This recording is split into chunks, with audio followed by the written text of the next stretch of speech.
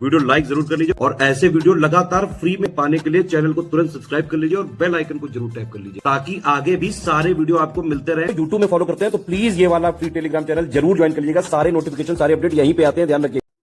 नमस्कार साथियों, स्वागत है आप सभी का स्टडी फॉर सिविल सर्विसेज में।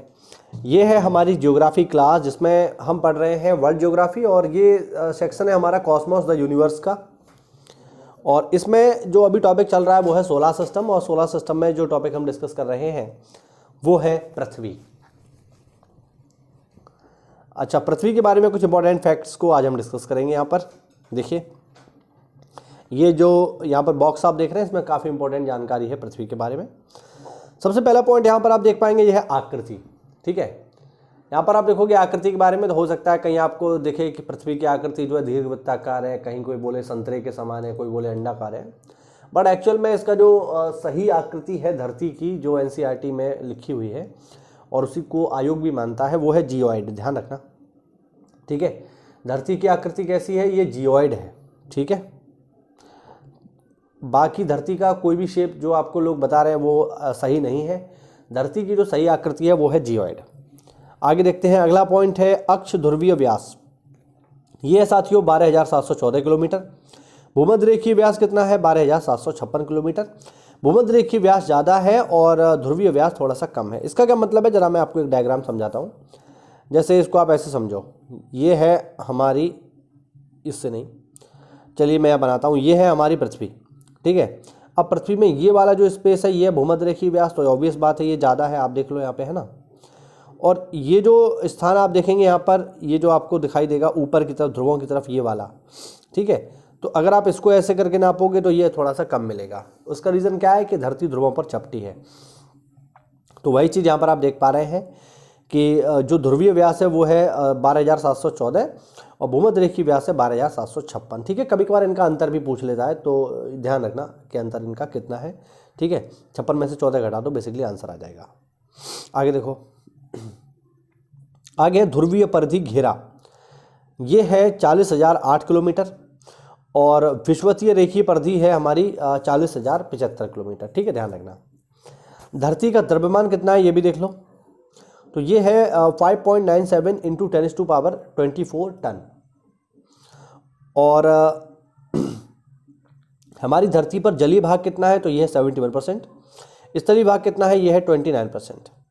आयतन की अगर हम बात करें, धरती का आयतन कितना है, तो ये है 10.83 इंटू 10⁻11 घन किलोमीटर। औसत घनत्व कितना है? तो ये है 5.52 पानी के घनत्व के सापेक्ष। धरती की एज कितनी है? तो ये है 4.6 बिलियन वर्ष।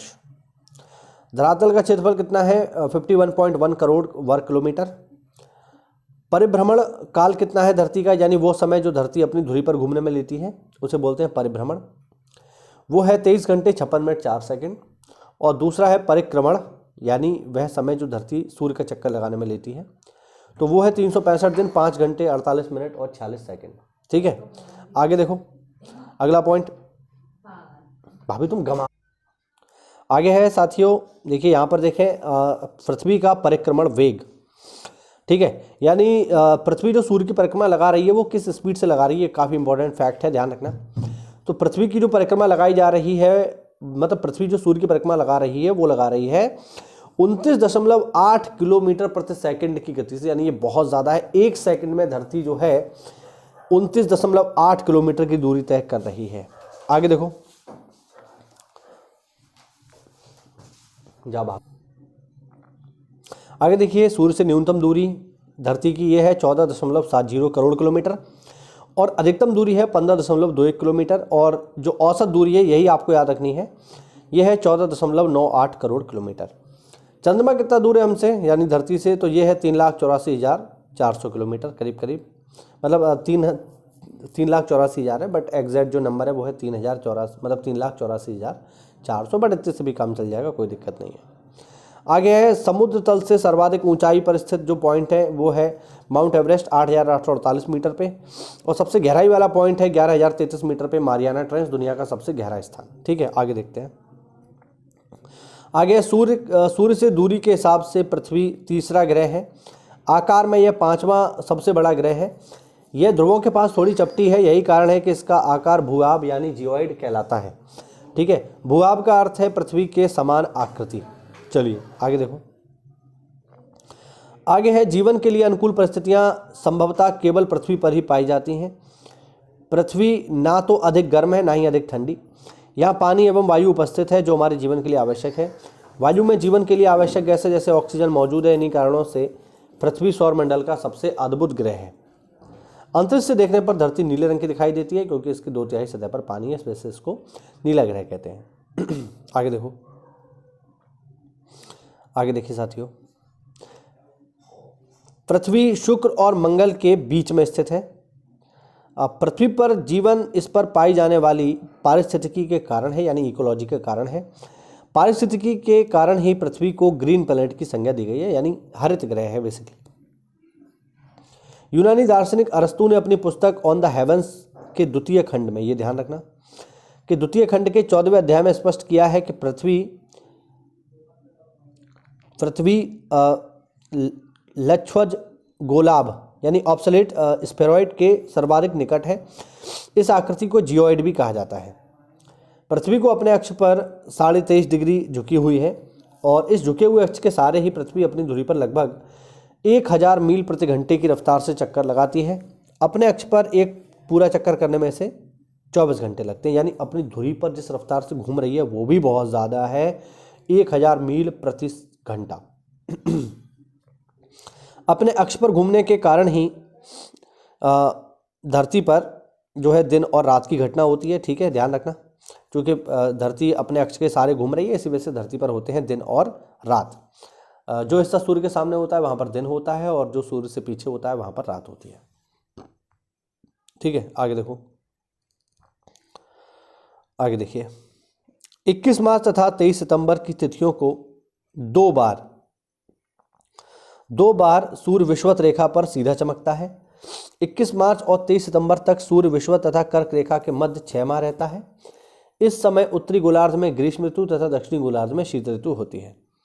उत्तरी गोलार्ध की अपेक्षा दक्षिणी गोलार्ध में सूर्य की किरणें अधिक तिरछी पड़ती हैं। इसके विपरीत 23 सितंबर से 21 मार्च 6 माह तक सूर्य विषुवत रेखा से मकर रेखा के बीच चलता है। इस समय दक्षिणी गोलार्ध में ग्रीष्म ऋतु तथा उत्तरी गोलार्ध में शीत ऋतु होती है। इस समय सूर्य की किरणें दक्षिणी गोलार्ध की अपेक्षा उत्तरी गोलार्ध में अधिक तिरछी पड़ती हैं। सूर्य की किरणों के तिरछेपन के कारण ही सूर्य चमकने वाले गोलार्धों के विपरीत वाले गोलार्धों के ध्रुवीय क्षेत्र में 6 माह तक अंधेरे रहते हैं। ठीक है, ध्यान रखना, बेसिक बात है। 21 जून को सूर्य कर्क रेखा पर सीधा चमकता है। इस स्थिति को ग्रीष्म आयनांत भी कहते हैं।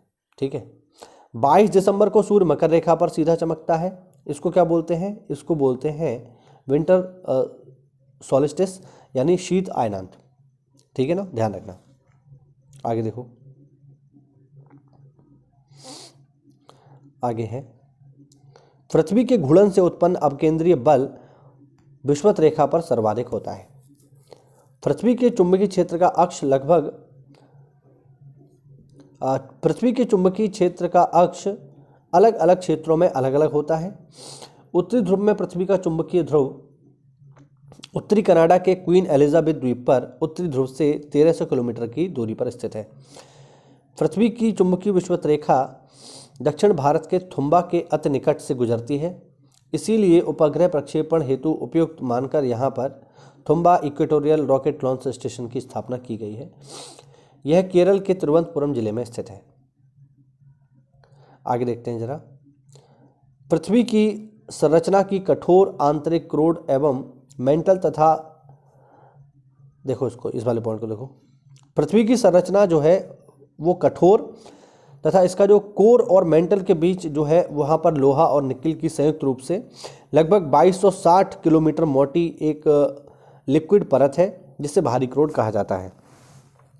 पृथ्वी दिवस एक वार्षिक आयोजन है जिसे 22 अप्रैल को दुनिया भर में पर्यावरण संरक्षण के लिए समर्थन प्रदर्शित करने के लिए आयोजित किया जाता है। उल्लेखनीय है पहली बार इसे 1970 में मनाया गया था। मौसम परिवर्तन का सबसे बड़ा जो कारण है वो है धरती का अपने अक्ष पे 23.5 डिग्री झुके होना। ठीक है, इसके अतिरिक्त सूर्य से दूरी भी इसके मौसम परिवर्तन में सहायक है।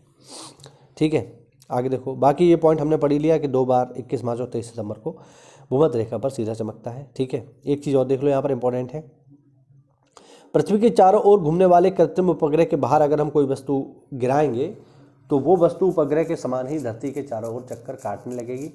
ये बात पेपर में पूछी जा चुकी है। ठीक है, आगे देख लो, कुछ बेसिक फैक्ट और हैं, फिर इसे खत्म करेंगे। पृथ्वी की आयु निर्धारित करने के लिए यूरेनियम डेटिंग विधि का यूज़ करते हैं, क्योंकि पृथ्वी पर मौजूद प्रत्येक जीव में कार्बन उपस्थित है। जीवों या कार्बन पदार्थों की आयु निर्धारित करने के लिए कार्बन डेटिंग का यूज़ किया जाता है। वैज्ञानिक जीवन की उत्पत्ति को एक तरह की रासायनिक प्रक्रिया माना जाता है। तो ये हुआ साथियों आज का हमारा लेक्चर, जिसमें हमने बात की पृथ्वी के बारे में। अगला जो हमारा लेक्चर होगा वो होगा मंगल के ऊपर। अगर कोई डाउट हो तो कमेंट के माध्यम से पूछिए। मिलते हैं अगली क्लास में, तब तक के लिए जय हिंद, जय भारत, वंदे मातरम।